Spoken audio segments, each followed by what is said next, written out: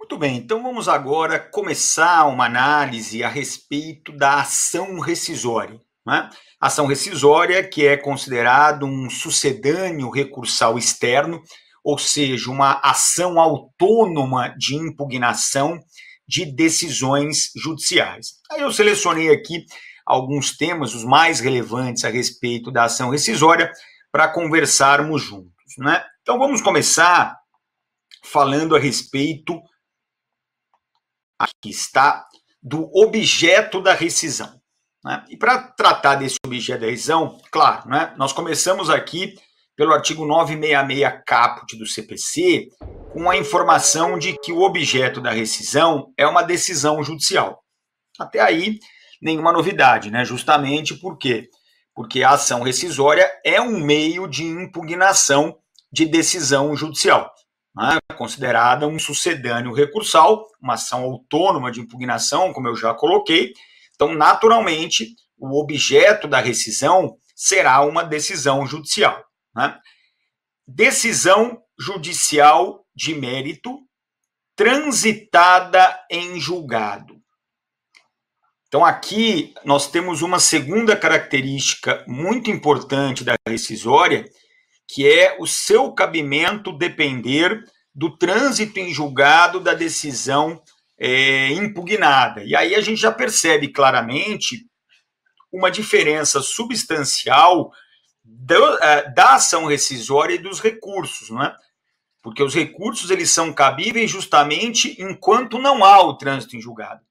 O efeito obstativo do recurso é justamente aquele que impede que a decisão recorrida transite em julgado. E a rescisória é exatamente o contrário. Aí você vai pensar assim, Daniel, então, né, como você está fazendo essa comparação recurso-rescisória, quer dizer que para eu entrar com a rescisória depois do trânsito em julgado, eu tenho que ter usado todos os recursos cabíveis contra a decisão? Não, não quer dizer isso. E aqui nós temos que lembrar que o entendimento já está inclusive sumulado, olha aqui a súmula 514 do STF, no sentido de que não é necessário o esgotamento das vias recursais para que você possa se valer da ação rescisória. É por isso que, por exemplo, você pode entrar com uma ação rescisória de uma sentença, né? Mas a sentença ela era apelável. À época lá do processo não houve apelação e o que transitou em julgado, então, foi a sentença. Eu posso entrar com uma ação rescisória da sentença se eu deixei de apelar enquanto o processo estava em trâmite? Não tem problema nenhum. Súmula 514 do STJ libera a rescisória para você nesse caso. Então, a sua postura durante o processo de interpor ou não recurso não vai mudar absolutamente nada em termos de cabimento da ação rescisória. Agora, o problema, né, ou mais uma questão que a gente vai ter que enfrentar desse dispositivo é a expressa previsão de que a decisão de mérito é uma decisão rescindível. E por que nós precisamos tomar um certo cuidado com isso? Porque a decisão de mérito ela está descrita no artigo 487 do CPC. Então você vai lá, são 3 incisos. Inciso 1º, a decisão de mérito que acolhe ou rejeita o pedido do autor. Inciso 2º, a decisão de mérito fundada em prescrição e decadência. Inciso 3º, a decisão de mérito homologatória, que homologa uma transação, uma renúncia ou um reconhecimento jurídico do pedido. Então perceba que para o nosso sistema processual, essas 3 espécies de decisão são decisões de mérito. Muito bem. Por que eu estou falando disso? Porque no parágrafo 2º do artigo 966, nós percebemos, ainda não.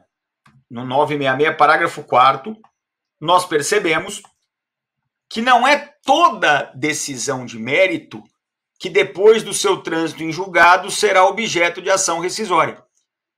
Porque esse artigo 966, parágrafo 4º, ele destaca aquela decisão de mérito do artigo 487, inciso 3º, a decisão de mérito homologatória de autocomposição, para dizer que ela, após o seu trânsito em julgado, será atacável, mas não por meio de ação rescisória, e sim por meio da ação anulatória.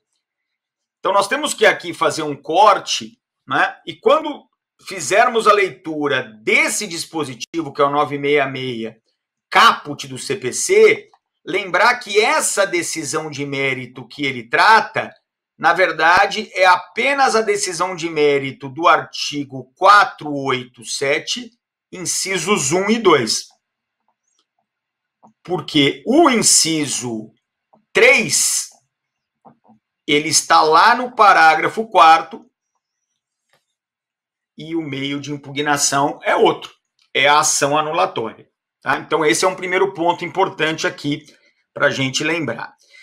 E a outra lembrança importante neste caso, e essa é uma novidade do CPC de 2015, fica por conta, agora sim, desse artigo aqui, o 966, parágrafo 2º do CPC, que vai admitir em duas hipóteses o cabimento de uma ação rescisória contra a decisão terminativa. Então, a gente passa agora a ter a possibilidade de ter uma rescisória contra uma decisão que não é de mérito, uma decisão transitada em julgado, o trânsito em julgado tem que ter sempre, ok? Mas que não é uma decisão de mérito. São duas as possibilidades abertas. Então, primeiro, é aquela decisão que, apesar de ser uma decisão terminativa, ela impede a repropositura da ação. Então, aqui a gente pode fazer um bem bolado com o artigo 486, parágrafo 1º do CPC, que prevê que em algumas circunstâncias de decisão terminativa, para você poder repropor a ação, você tem que sanear o vício que levou à extinção terminativa. E aí, por vezes, para sanear esse vício, você tem que mudar um dos elementos da ação. Então, vamos imaginar uma ilegitimidade ordinária. Se entra com uma ação de cobrança contra a Maria, o juiz diz o seguinte, olha, se há algum devedor aqui da história que você contou, esse provável, possível devedor não é a Maria, é o João. Vou extinguir o processo. Ora, nesse caso, eu só consigo consertar, né, o vício se eu trocar a Maria pelo João. Mas se eu trocar a Maria pelo João, eu estou diante de uma nova ação. Eu não estou repropondo a primeira ação. Então, nesse caso, por exemplo, a repropositura da ação ela é impossível. E aí a decisão passa a ser objeto de rescisória. E a segunda hipótese em que a gente vai ter cabimento de rescisória contra a decisão terminativa é a decisão que inadmite o recurso. Então, essa é uma decisão processual, tradicional, clássica, né? Aquela decisão que deixa de analisar o mérito recursal justamente porque entende que houve algum vício de admissibilidade.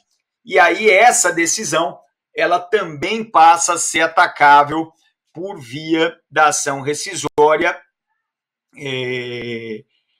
por previsão expressa do 966, parágrafo 2º do CPC.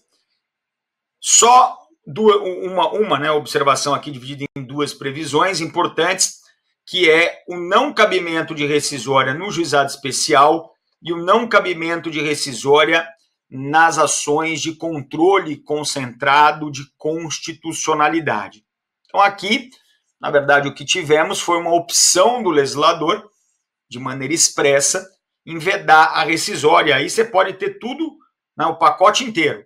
Você pode ter uma decisão de mérito transitada em julgado, com vício de rescindibilidade, ou você pode ter uma decisão terminativa dessa, né, em que você também poderia, em tese, né, trabalhar com uma ação rescisória, mas não vai, porque há uma vedação legal, ok? Bom, para você conseguir, né, emplacar uma ação rescisória, por assim dizer, você precisa ter um dos chamados vícios de rescindibilidade. Então, na verdade, o fundamento jurídico da sua rescisória, ele está limitado a vícios previstos num rol legal, que é um rol exauriente.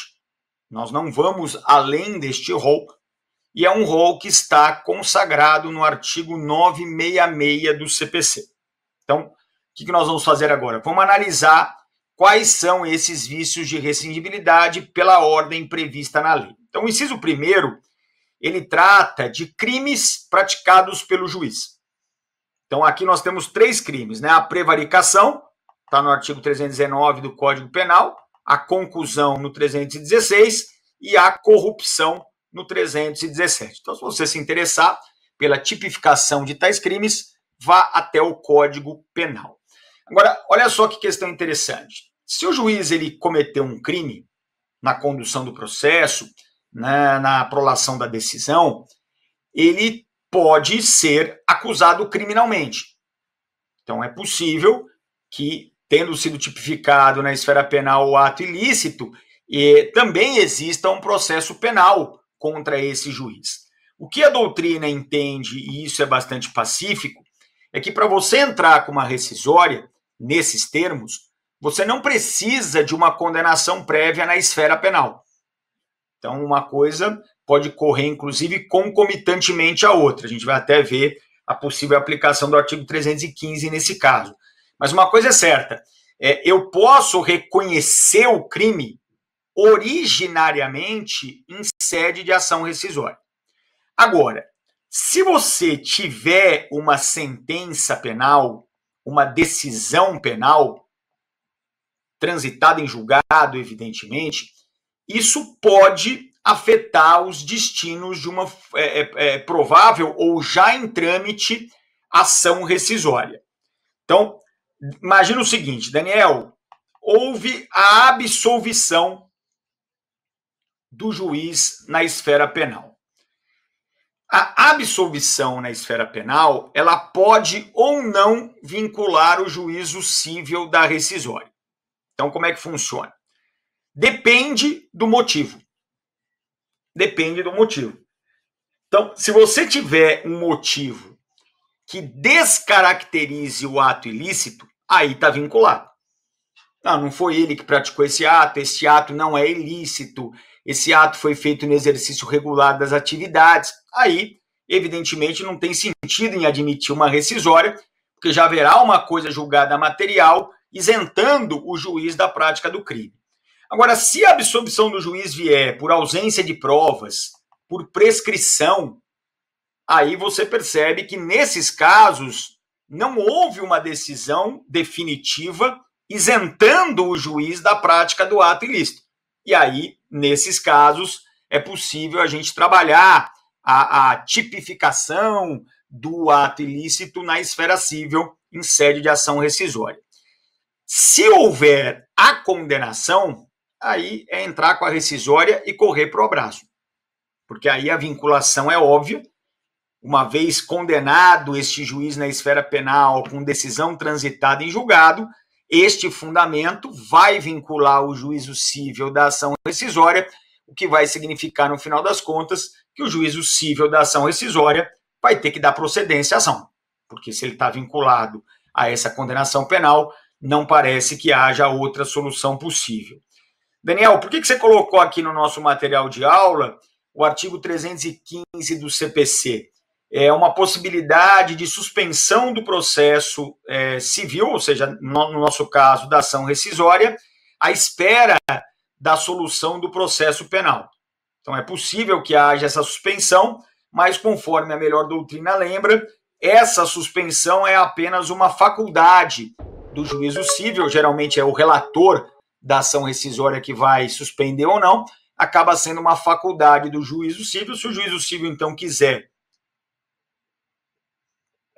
que a sua ação tramite concomitantemente com a ação penal, não há problema nenhum. E cuidado, porque se você tiver uma decisão colegiada para desconstituir, você só consegue desconstituir essa decisão se o voto viciado ele compor a maioria. Então, a ideia é a seguinte: se você tem uma decisão por unanimidade de votos, ainda que um juiz tenha sido corrompido, a ideia é de que os outros não foram, e aí mesmo que o voto desse juiz seja desconsiderado, não haveria uma alteração do resultado. Se for voto vencido, pior ainda, né? Porque aí que não faz diferença nenhuma o crime que o juiz praticou na esfera civil, naturalmente. Agora, foi 2-1. Ou seja, se aquele juiz não tivesse votado do jeito que votou, cometendo um crime, o resultado poderia ser o 2-1 inverso, né? Aí é caso típico de desconstituição da decisão. Legal? O nosso segundo inciso do artigo 966, ele acaba reunindo dois temas diferentes, que são dois pressupostos processuais, mas um diz respeito à figura do juiz e outro diz respeito ao órgão jurisdicional, portanto, ao juízo. Então, primeira causa aqui de rescisória é o impedimento do juiz. E aí eu coloquei aqui no material de aula, só para a gente lembrar, que existem duas modalidades de imparcialidade do juiz. Então nós temos a imparcialidade por suspeição e a imparcialidade por impedimento.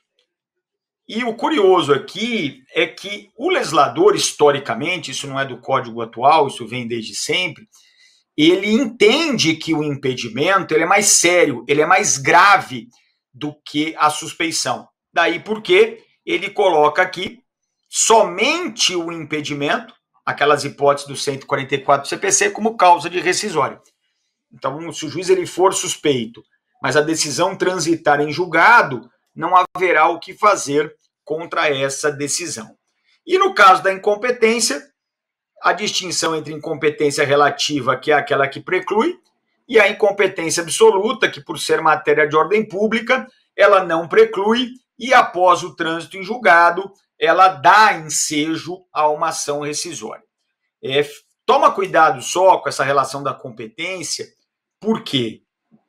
Porque se você tem uma decisão que é proferida por um juízo absolutamente incompetente, mas ela é substituída por uma decisão de juízo competente, você não tem mais rescisória. Vou te dar um exemplo para você entender. Imagina que a tua demanda ela tramitou numa vara comum da Justiça Estadual e deveria ter tramitado numa vara especializada, na vara de registros públicos, vamos imaginar. Só que, quando houve a apelação da sentença, o Tribunal de Justiça julgou essa apelação e o que transitou em julgado foi o acórdão do TJ, e não a sentença de primeiro grau. E o TJ, ele é o competente para conhecer daquela matéria. Então, é aquela ideia, né? Se a sentença tivesse transitado em julgado, você conseguiria uma ação rescisória, porque ali haveria uma incompetência absoluta. Mas pelo efeito substitutivo do recurso, se o órgão competente substitui a decisão do órgão incompetente, o vício desaparece e você não tem mais o que alegar na ação rescisória. A doutrina lembra bem que você não precisa ter alegado essa incompetência no processo para depois entrar com uma rescisória, porque às vezes acontece, né? Você levanta a alegação de incompetência absoluta, ela é rejeitada, aí você vai, discute o quanto pode dentro do processo, mas não consegue convencer ninguém de que há uma incompetência absoluta ali. Transitou em julgado, você pode entrar com ação rescisória. Então, você ter discutido ou não essa matéria durante o processo, para fins de cabimento da rescisória, é irrelevante. E, novamente, aqui inclusive com precedente do STJ, aquele mesmo raciocínio que a gente usou do juiz corrupto, do juiz que praticou concussão, que praticou prevaricação, nós vamos aplicar aqui também na hipótese do juiz impedido. Então, uma decisão colegiada, um juiz era impedido. Nós vamos desconstituir esta decisão na rescisória só se o voto viciado compor a maioria. Então, se ele compor a unanimidade, não. Se ele compor a minoria, também não. Então, aí nós vamos exigir, do mesmo jeito do juiz criminoso, o juiz impedido, o raciocínio vai ser o mesmo. Inciso terceiro. Então, aqui nós temos o terceiro vício de rescindibilidade. De novo, acaba se percebendo que o legislador ele reuniu duas hipóteses fáticas dentro de um mesmo inciso. porque ele fala do dolo da parte vencedora, então isso é uma coisa, e a colusão das partes para fraudar a lei, o que é outra coisa naturalmente. Então, quando você fala no dolo da parte vencedora, você tem uma vítima. E quem é essa vítima? A parte vencida. Então, a ideia é que eu atuei dolosamente no processo para ganhar. E eu, ganhando, obviamente, estarei prejudicando a parte vencida. Esse dolo da parte vencedora pode ser um dolo da própria parte, estrito sensu, como também do seu advogado, ou ainda do seu representante legal, que obviamente nós vamos ter no dolo da pessoa jurídica, né? Que vai ter lá o representante legal e muitas vezes é ele que pratica este dolo. Mas que dolo é esse, Daniel? Então, é uma atuação dolosa no processo que visa impedir ou dificultar a atuação da parte contrária. Então, aí eu vou mirar na parte contrária e dolosamente não vou deixar ela atuar na sua plenitude. Eu vou sacrificar o direito de ampla defesa da parte contrária, portanto, com essa minha atividade dolosa. Ou então eu vou dolosamente enganar o juiz. Enganar o juiz, ludibriar o juiz, a ponto de colocá-lo longe da verdade, de afastá-lo da verdade. Então, aqui a gente vai exigir sempre esse nexo de causalidade, para que a gente configure a hipótese de cabimento da ação rescisória.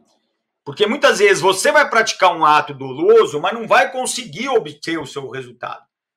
Você vai tentar enganar o juiz dolosamente, mas o juiz não vai cair na sua enganação. E é por isso que a gente fala aqui em nexo de causalidade entre a conduta dolosa e o resultado da demanda. Porque eu posso pintar e bordar. Eu posso, por exemplo, limitar significativamente a ampla defesa da parte contrária por conduta dolosa. E a parte contrária ganhar. Aí era o que faltava, né? Eu entro e ainda digo, olha, eu fiz tudo, eu fui muito doloso. Mas a parte contrária que ganhou, então agora eu quero a rescisão. É óbvio que não vai ser assim, né? E essa colusão das partes, veja que interessante. Aqui é óbvio que o vencedor, ele não vai querer prejudicar o vencido, porque o vencedor e o vencido, eles estão em conluio. E eles estão em conluio para fraudar a lei ou, fraudando a lei, fraudar um terceiro. Então aqui a ideia é bem diferente. É tudo relacionado à má-fé, evidentemente, à engambelação. Mas você percebe como aqui é diferente? Porque aí eu e você, eu autor, você réu, estamos querendo o quê? Fraudar a lei inexoravelmente para prejudicar um terceiro. Legal? E essa colusão que é prevista pelo Código, ela inclui o processo simulado, que é aquele processo que as partes simulam uma circunstância fática e jurídica justamente para prejudicar um terceiro. Temos aqui o inciso 4º, a ofensa à coisa julgada, e aqui eu coloquei depois, né, façamos o estudo de coisa julgada, não é o momento agora, mas a coisa julgada, ela tem dois efeitos, ela tem o efeito negativo e o efeito positivo, e esses dois efeitos, qualquer um deles sendo violado no caso concreto, nós vamos ter o cabimento da ação rescisória. O teor da primeira decisão que se busca rescindir é irrelevante, porque neste caso o simples fato de ter ouvido uma ofensa à coisa julgada já legitima a rescisão rescisória. Então não vou ficar discutindo, por exemplo, qual era a melhor decisão. Falar, sabe o quê? Essa decisão segunda aqui, ela violou a primeira mesmo. Teve violação da coisa julgada da primeira. Mas essa segunda é muito melhor. Essa segunda decisão é a decisão correta. Perceba, você não entra nesse mérito no julgamento da rescisória com fundamento no inciso 4º. Você se limita a quê? A visualizar, a reconhecer a violação à coisa julgada. Se houve a violação, a qualidade das decisões ela é irrelevante, nós vamos desconstituir. Eu posso, Daniel, entrar com uma rescisória mesmo que eu tenha alegado essa violação à coisa julgada durante o processo e essa minha alegação tivesse sido rejeitada, não tem problema nenhum. De novo, né? A gente está numa constante aqui, sempre que vai falar, olha, mas esse tema ele foi ou não foi discutido na ação originária? Isso nunca tem relevância. Se ele foi ou não foi discutido na ação primitiva, na ação originária, ainda assim nós teremos o cabimento da ação rescisória. O inciso 5º, ele fala em violação manifesta à norma jurídica. Então, primeiro, né, a gente tem que reconhecer aqui, comparando com o código anterior, uma mudança importante no CPC, porque no código anterior, essa violação manifesta era a dispositivo de lei. Agora é uma violação à norma jurídica. Então, eu considero, para começo de conversa, a norma jurídica a norma legal, o dispositivo de lei, naturalmente, mas também eu considero princípios não escritos. Então, princípios não escritos são normas jurídicas e, uma vez violados, darão causa à ação rescisória.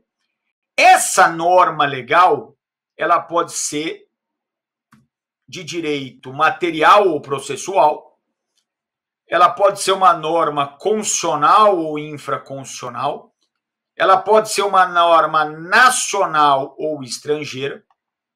Aqui entram os princípios não escritos, como a gente já colocou. E aqui a gente começa uma outra discussão a respeito de súmula vinculante, podendo também ser enquadrada dentro da ideia de norma jurídica. Não é um tema tranquilo, né? Não é um tema unânime, porque vai, né, gerar uma discussão sobre a carga normativa da súmula vinculante, mas percebe-se, principalmente com a tendência aberta pelo CPC 2015, que o caminho é justamente a admissão de rescisória nesse caso. Por que você está dizendo isso, Daniel? Eu estou dizendo isso porque olha aqui a nossa observação 1. Nós já temos uma previsão expressa hoje, no 966, parágrafo 5º, para cabimento de rescisória que aplica mal precedente quando era o caso de não aplicá-lo em razão do distinguish. Pois você lê esse dispositivo. Então, já há uma previsão legal, ainda que limitada pela sua literalidade, que admite uma ação rescisória não contra uma lei, não contra uma norma legal, nem contra um princípio, mas contra um precedente que se entende vinculante. E o STJ, depois se você tiver a oportunidade de fazer a leitura desse informativo 600, ele amplia a previsão do 966, parágrafo 5º, basicamente dizendo o seguinte, olha, há um precedente vinculante. Se ele não for aplicado ao caso concreto, cabe ação rescisória para que o tribunal o aplique.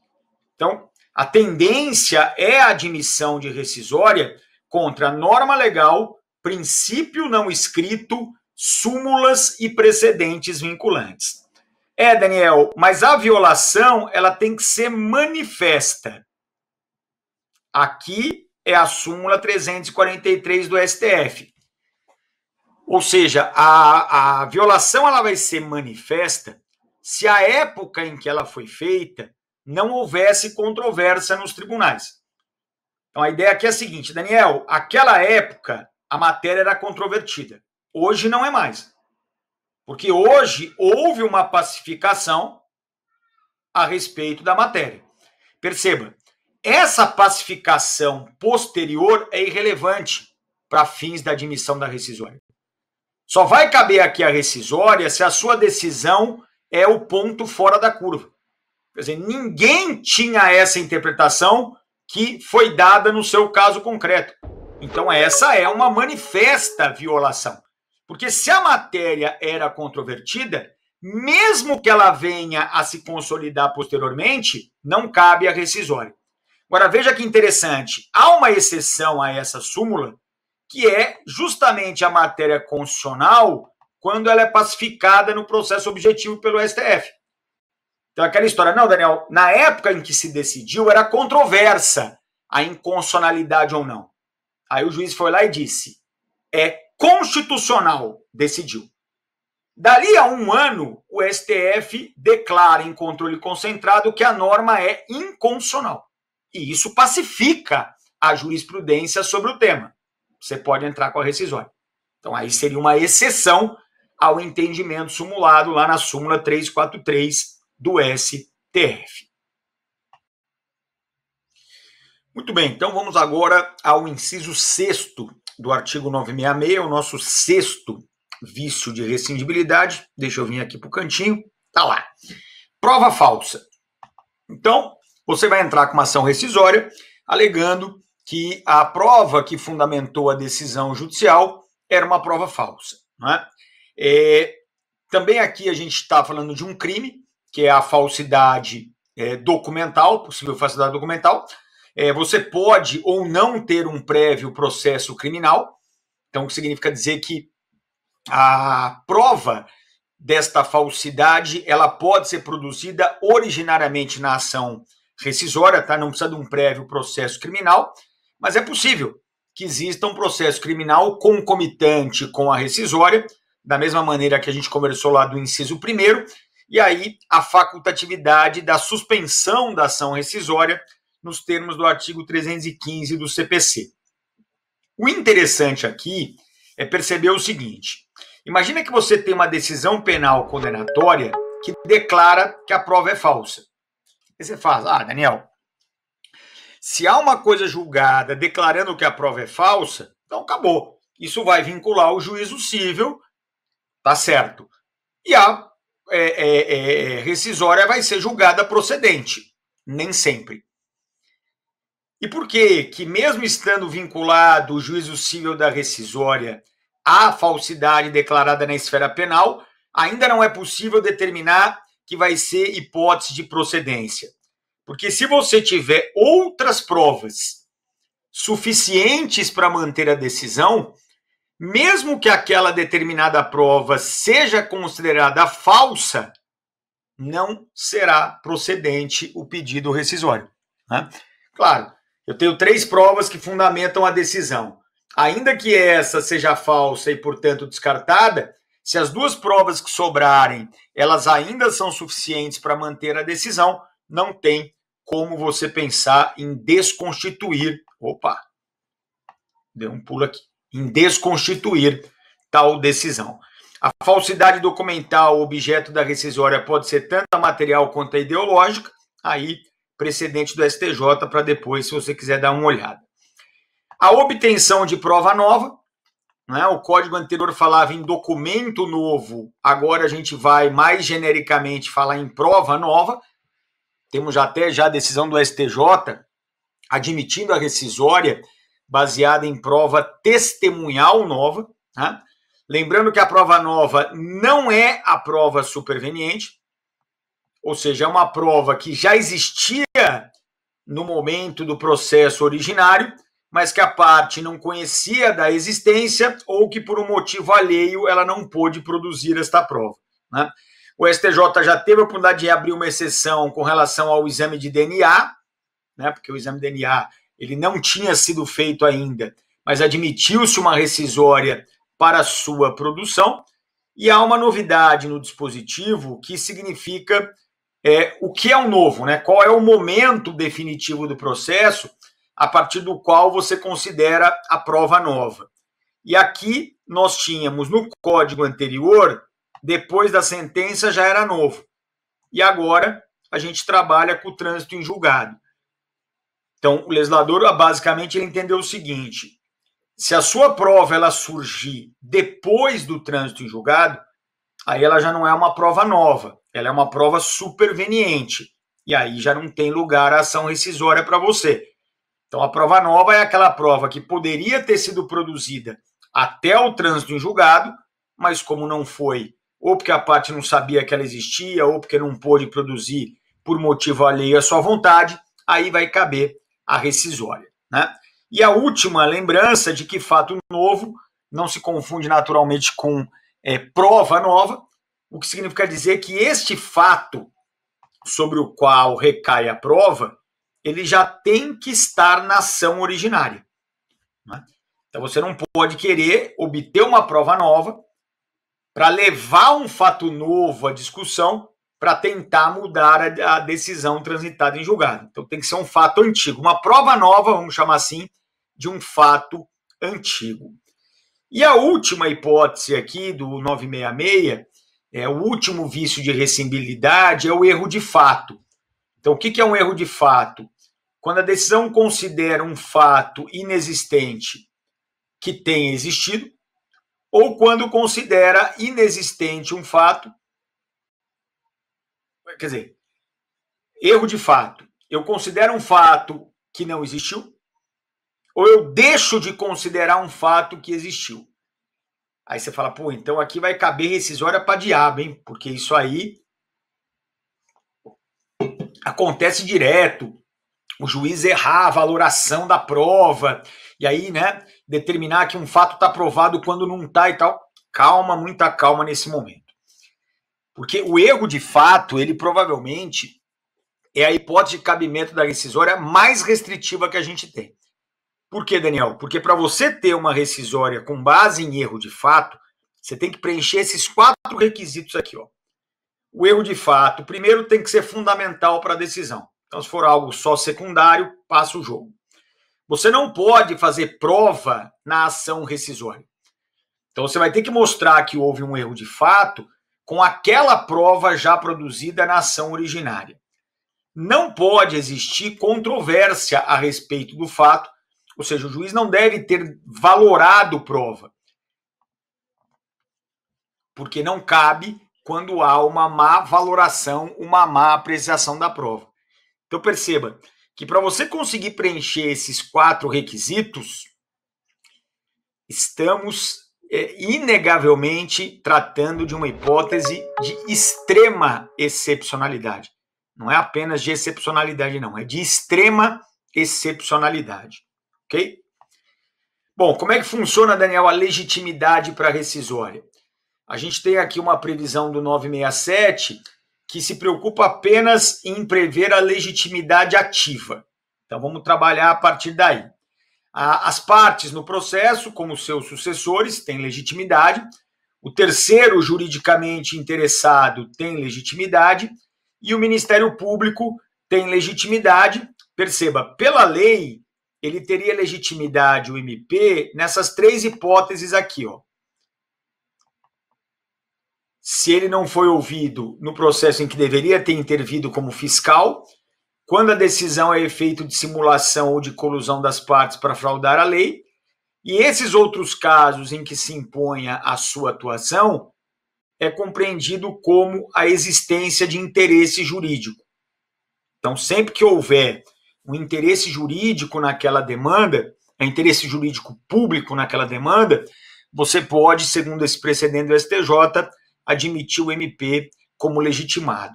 Ah, Daniel, mas e no processo que o MP é parte? Aí já está, né? Na regra geral, não precisaria previsão específica nenhuma. E o último inciso do 967 trata daquele sujeito que deveria ter sido ouvido, porque a sua intervenção era obrigatória e ele não foi. Então aqui a gente tem alguns processos, por exemplo, em que o CAD, processo concorrencial, que o CAD ele tem que se manifestar. A CVM tem que se manifestar. E aí, quando esses órgãos que pela lei são obrigados a manifestar-se, né, a chamar, ó, ele não é autor, não é réu, ele tem um interesse mais institucional, mas a lei exige a manifestação, e aí se ele não for ouvido, ele tem legitimidade para ação rescisória. E o STJ, perceba, quando ele fala em litisconsórcio passivo necessário na ação rescisória, ele quer basicamente dizer o seguinte, se o processo ele tiver um autor e um réu, e um deles for o autor da rescisória, o outro será o réu da rescisória. Então aí é óbvio que não há espaço para litisconsórcio. Agora, é o seguinte, se sobrar mais de um sujeito processual do processo que não esteja no polo ativo da rescisória, aí o litisconsórcio é necessário. Por quê? Porque todo mundo que foi parte no processo tem que ser parte na rescisória. Então, se você tem mais de um sujeito que foi parte no processo e que não está no polo ativo da rescisória, você necessariamente vai ter que formar um litisconsórcio passivo necessário. Tá, Daniel, o MP entrou com uma ação rescisória porque ele não foi chamado como fiscal da ordem jurídica. Autor e réu tem que ser réus da rescisória. Tá? Daniel, eu tinha um litisconsórcio passivo na ação. Era um autor contra 2 réus. Aí um desses réus entrou com a rescisória. O autor e o seu corréu vão estar no polo passivo da ação rescisória. Ok? Competência, nós temos aqui uma ação de competência originária dos tribunais. Então, toda ação rescisória tem a competência de um tribunal.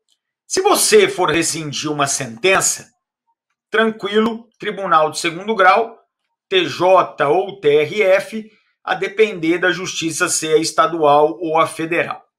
Se você vai, né, entrar com uma rescisória de acórdão de segundo grau, ou ainda de uma decisão monocrática de segundo grau, também é possível a rescisória aqui, a competência é do próprio tribunal de segundo grau. Então também não tem muito segredo. Eu quero rescindir, Daniel, um acórdão da apelação do Tribunal de Justiça da Bahia. Ótimo, o Tribunal de Justiça da Bahia é o competente para julgar essa sua ação rescisória. Agora, a situação mais interessante, ela ocorre quando você tem o acórdão do STJ ou do STF. E aí eu quero primeiro começar com a tranquilidade. Nem está no nosso material de aula aqui, então presta atenção. Para ações de competência originária do Tribunal Superior, é o próprio Tribunal Superior competente para rescisória. Então a gente já viu, né, que não cabe rescisória de controle concentrado, mas você tem reclamação, mandado de segurança, ação de ação rescisória, que pode ser objeto de... A decisão da ação rescisória pode ser objeto de uma ação rescisória, né? É possível.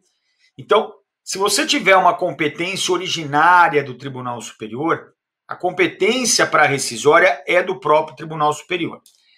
Fica mais interessante, né, e aí que as polêmicas surgem e com consequências práticas relevantes, quando você chega ao STJ, ao STF, por via do RE e do RESP. Por quê, Daniel? Porque nesse caso, olha só, nós temos uma regra de que se o RESP ou o RE não for julgado no mérito, ou seja, se o recurso especial ou extraordinário for inadmitido, ainda que o processo tenha chegado ao Tribunal Superior, a competência para a rescisória é do Tribunal de Segundo Grau.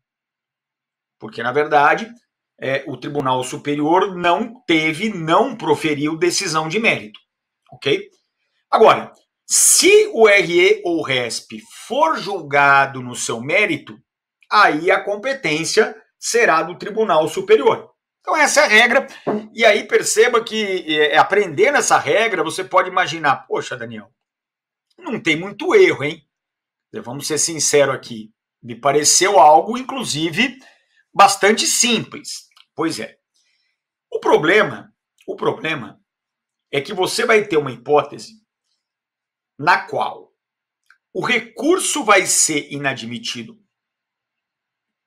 Então, o RE ou o RESP não vai ser julgado no seu mérito, mas a competência da rescisória será do Tribunal Superior. Quando, Daniel, isso vai acontecer? Está aqui, ó, no teu material de aula. O recurso não é conhecido, mas a matéria federal ou constitucional é enfrentada.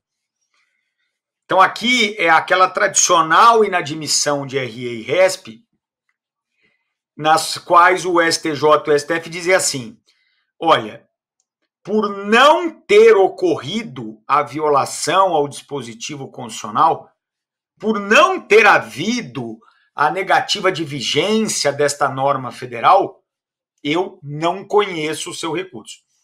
Mas é óbvio que perceba aqui que se o próprio tribunal ele está reconhecendo que não houve a violação, que não houve a contrariedade, que não houve a negativa de vigência, esse tribunal está, obviamente, enfrentando a questão federal constitucional. Então, o fato dele inadmitir o recurso nesse caso não retira a competência do STJ e do STF para uma eventual ação rescisória. E aí o problema está formado, né? Porque você pode ler um acórdão do STJ e do STF e ter uma interpretação diferente da que vai ser dada pelo tribunal. Então você lê o dispositivo, não é nada muito objetivo, né? Porque você lê o acórdão está lá, não admito o recurso. Aí você pensa, olha, nesse caso, o Tribunal Superior não admitiu o recurso e não enfrentou a matéria. Então eu vou entrar no Tribunal de Justiça, no TRF, com a minha ação rescisória. Aí chega lá no TJ, no TRF, e o tribunal local diz, não, você errou. Você errou porque, na verdade, aqui o teu recurso especial e extraordinário foi inadmitido, mas a matéria federal ou constitucional foi enfrentada. Fala, putz. O que acontecia nesse caso durante a vigência do Código de 73? A extinção da ação rescisória. Então, foi consolidado nos tribunais superiores o entendimento de que a incompetência, que é sempre absoluta, da ação rescisória, seria sempre peremptória, seria sempre causa de extinção do processo. Para resolver, né, contra essa jurisprudência defensiva, o legislador, no artigo 968, parágrafo 5º do CPC, ele passa agora a previsão expressa de que a incompetência não leva à extinção do processo.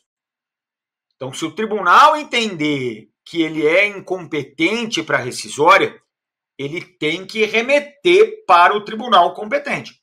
A natureza dilatória, que é a natureza tradicional das incompetências. Agora, veja só que interessante. É possível que essa remessa do processo de rescisória, ele exija do autor da rescisória uma mudança da própria decisão impugnada. Porque pensa comigo, se eu descartei aquele acórdão do STJ porque eu entendi que ele não enfrentou a matéria, eu vou buscar a rescisão do acórdão de segundo grau. Na hora que o segundo grau diz, olha, você está equivocado, porque aquele acórdão lá do STJ, no RESP, ele enfrentou a matéria constitucional, a federal, sim. Então, perceba, não é mais o acórdão do segundo grau que você tem que impugnar. Você tem, nesse caso, que impugnar o acórdão do Tribunal Superior. Então, olha que interessante. Você, autor, vai ser intimado para emendar a sua petição inicial. Está aqui, ó. Emendar a petição inicial. Para quê? Para adequar o objeto da ação rescisória. Então, veja isso que interessante. Você vai ser chamado a fazer uma emenda inicial que pode, neste caso, representar o quê? Que pode, nesse caso, representar uma inicial totalmente nova. Porque você vai simplesmente ser... É possível, tá? A lei deixa você fazer isso. Você vai simplesmente mudar a decisão objeto de impugnação por meio da rescisória. E é interessante, né, que o parágrafo 6º, ele percebe que isso tudo pode acontecer depois do réu ter contestado. Então imagina, como a gente está falando aqui de incompetência absoluta, ela pode ser reconhecida a qualquer tempo do processo. Então é possível que se reconheça essa incompetência absoluta depois do réu já ter contestado. Pô, Daniel, mas aí não dá, hein? Porque o autor vai mudar toda a petição inicial dele e essa contestação do réu vai ficar obsoleta, ela vai ficar ultrapassada.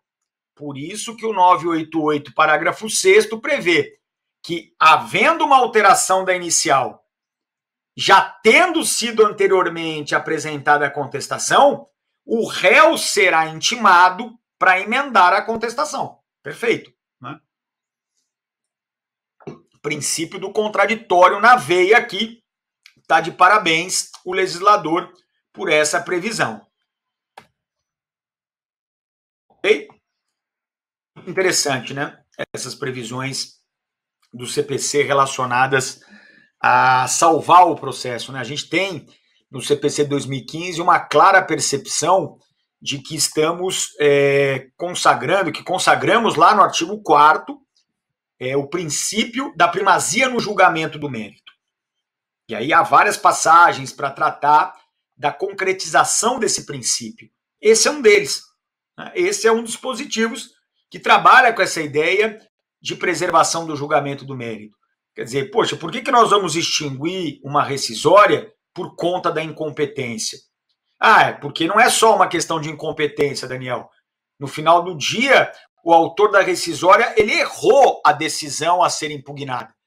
Ele está impugnando um acórdão num tribunal que não era o acórdão para ele impugnar. Bom, tudo bem, eu entendo isso. Mas então dá uma chance para ele resolver esse vício. Não é um vício sanável aqui? Claro que é um vício sanável. Se você explicar para ele, olha, você se equivocou e acabou impugnando a decisão errada, eu vou te dar um prazo para você impugnar a decisão certa. Então, sendo um vício sanável, a ideia, obviamente, é salvar o processo para que essa rescisória ela possa chegar a um julgamento de mérito, né? Bom, e o último tópico aqui que eu separei para a gente conversar é o prazo da ação rescisória. Na verdade, nós temos uma tradição antiga, né, de trabalhar com prazo de 2 anos, não mudou, então o prazo da rescisória sempre foi e continua sendo um prazo de 2 anos. A natureza também não mudou, continuamos a ter aqui uma natureza decadencial, né, de 2 anos. E o caput do artigo 975, ele prevê que essa rescisória, esse termo inicial do prazo da rescisória, se dá da última decisão transitada em julgado no processo. Esse dispositivo, na verdade, eu coloquei aqui a súmula do STJ, porque esse dispositivo ele acaba consolidando a decisão do STJ. É importante, porque juízo negativo de admissibilidade não tem efeito retroativo. Então é aquela história, Daniel, essa última decisão do processo foi uma decisão para inadmitir o recurso. Não tem problema. Mesmo sendo uma decisão que inadmite o recurso, nós vamos trabalhar com o termo inicial da rescisória a partir daí. Então, aquela história, Daniel, essa parte aqui ela era ilegítima para recorrer. E esse recurso já foi interposto há 3 anos. Perceba que se houvesse, né, o efeito ex tunc aqui, o próprio prazo da rescisória já teria se extinto. Porque se eu retroagir para 3 anos antes, os 2 anos da rescisória já morreu. Então, para evitar essa insegurança jurídica, nós temos esse entendimento consolidado no STJ e agora, me parece, levado ao dispositivo legal. Então, é a última decisão proferida no processo, ainda que essa última decisão seja sobre um recurso, sobre a inadmissibilidade de um recurso. É claro que para toda regra há uma exceção, e aí eu coloco aqui em precedente do STJ, da 3ª turma, essa exceção. Se você tiver um recurso manifestamente intempestivo, quando ficar flagrante a tentativa da parte de reabrir o prazo de rescisória, aí a gente pode trabalhar com efeito retroativo. Vou te dar um exemplo. Imagina que a sentença ela não foi apelada, passaram-se 3 anos disso. Daí vem a apelação. Fala, Daniel, isso é um brincalhão. Apelação 3 anos depois do transato? Pois é. Aí o que vai acontecer com essa apelação? Ela vai ser inadmitida. E aí eu conto 2 anos da rescisória. Então você percebeu o que o malandro aqui fez, do advogado? Ele ressuscitou o prazo da rescisória. É óbvio que quando a gente perceber esse tipo de manobra, né, para ressuscitar um prazo de rescisória que já transcorreu, aí não tem sentido usar a regra da última decisão. Porque aí a última decisão nesse caso vai ser inadmitir a apelação, mas nessa circunstância o efeito vai ser retroativo. Agora, nós passamos a ter, e essa é uma novidade bem interessante do código, 3 termos iniciais diferenciados de prazo para determinados tipos de rescisória. Então, o prazo é sempre de 2 anos, tá? O prazo vai ser sempre decadencial, de 2 anos, isso não muda nunca. Mas o que nós vamos ter aqui é uma possibilidade de termos iniciais diferenciados. Então, nós temos aqui, no artigo 975, parágrafo 2º, o primeiro deles. Então, o que vai acontecer? Daniel, nós vamos aqui entrar com aquela rescisória de prova nova. Então, aqui, nós vamos ter 2 prazos sucessivos. Primeiro prazo, nós vamos contar dessa regra aqui do caput. Então, nós vamos contar do trânsito em julgado da última decisão. Nós vamos contar 5 anos. Para quê? Para que a parte descubra a prova nova. Então, esses 5 anos que a gente conta do trânsito em julgado são 5 anos para a descoberta da prova nova. A partir do momento em que se descobriu a prova nova, nós começamos a contar o prazo de 2 anos da rescisória. Aí, Daniel, 1 ano depois do trânsito, eu descobri essa prova nova. Você tem mais 2 para entrar. Então, você, depois de 3 anos do trânsito julgado, consegue entrar com uma rescisória. Daniel, eu demorei esses 5 anos para descobrir a prova nova. Ótimo, agora você tem mais 2 para entrar com a rescisória.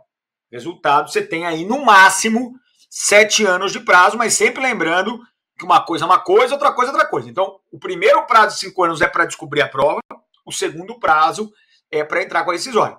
Então, não dá para você descobrir a prova no primeiro ano e dali a 6 anos entrar com a rescisória. Você, não, eu estou dentro, é 7 anos o prazo máximo. Não faça esse tipo de raciocínio, porque ele, obviamente, está equivocado. A segunda exceção aqui do parágrafo 3º, artigo 975, é interessante. É uma rescisória com base em simulação ou colusão das partes para fraudar a lei. Aqui, o que acontece? Para as partes do processo e para o MP, se ele tiver participado como fiscal da ordem jurídica do processo, o termo inicial é o tradicional do 975 caput do CPC. Ou seja, para quem foi parte no processo, para quem participou do processo, a rescisória começa a correr do trânsito em julgado da última decisão. Agora, se você é um terceiro prejudicado, ou se você é o MP que não participou do processo, então aqui há um elemento em comum, né? Os dois não estavam no processo.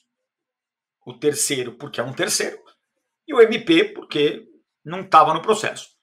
Nesse caso, o termo inicial é a ciência do terceiro prejudicado ou do MP de que houve a colusão, de que houve a simulação. E aí, perceba, não há limite temporal. Porque o MP que não participa ou o terceiro prejudicado, eles podem vir a saber que houve uma colusão, que houve uma simulação 10 anos depois do trânsito julgado. E aí eles ainda terão mais 2 anos para rescisória. Tá? E a última exceção, né, quanto ao termo inicial, essa não está no artigo 975, ela está no artigo 525, parágrafo 15 e 535, parágrafo 8º, é a mesma regra. Tá?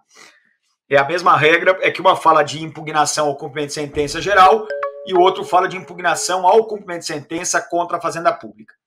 Mas é a alegação de coisa julgada inconstitucional. Então, quando você se valer de uma ação rescisória para alegar a coisa julgada inconstitucional, os seus 2 anos não é do trânsito em julgado da decisão que você quer rescindir. Os seus 2 anos de rescisória começa a contar do trânsito em julgado da decisão do tribunal. Que tribunal não? Do STF. Então, Daniel, eu tenho uma decisão fundada na norma X, ela transitou em julgado já faz 5 anos. Agora vem uma decisão do STF dizendo que essa norma X é inconstitucional. A partir do trânsito em julgado aqui, eu tenho mais 2 anos para entrar com a rescisória. Então, no meu exemplo, como a minha decisão já tinha transitado 5 anos antes do trânsito em julgado do STF, eu vou ter 7 anos no máximo, né? 5 anos, que foi o tempo que demorou para a decisão do STF vir, e depois mais 2 anos, que é sempre, insisto, o prazo decadencial da ação rescisória.